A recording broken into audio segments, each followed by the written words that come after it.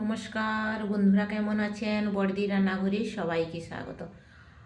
আজকে আমি বানাচ্ছি পেঁয়াজকলির পকোড়া। এই যে দেখুন, এই যে পেঁয়াজকলি নিয়ে নিয়েছি, এটার পকোড়া বানাবো।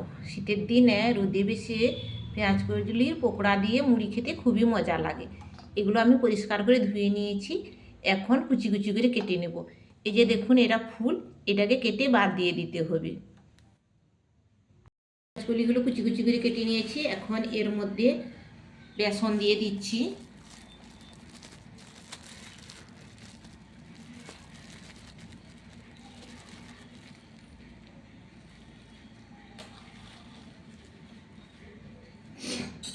বেসনের সঙ্গে একটু মুচমুচের জন্য কর্নফ্লাওয়ার দিয়ে দিলাম,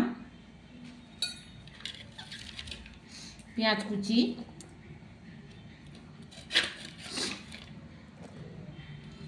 আর একটু লঙ্কা কুচি,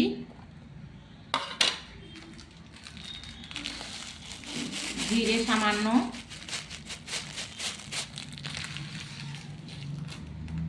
এখন এটাকে জল দিয়ে ভালোভাবে মেখে নেব। আপনাদের কাদের রোদে বসে পেঁয়াজকলির পকোড়া দিয়ে মুড়ি খেতে ভালো লাগে একটু কমেন্টে জানাবেন। ভালোভাবে এটা এখন হাত দিয়ে মেখে নেব। আর একটু নুন দিলাম। কড়াইতে তেল গরম গেছে, এখন একটা একটা পকোড়া ছেড়ে দিচ্ছি। এগুলো উল্টে পাল্টে লাল লাল করে ভেজে দেব। বন্ধুরা, আপনাদের একটা লাইক, কমেন্ট, শেয়ার আর একটা সাবস্ক্রাইবের অপেক্ষায় রইলাম।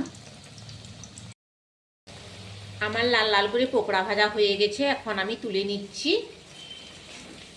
তারপরে সবাই মুড়ি দিয়ে খেতে চলে যাচ্ছি।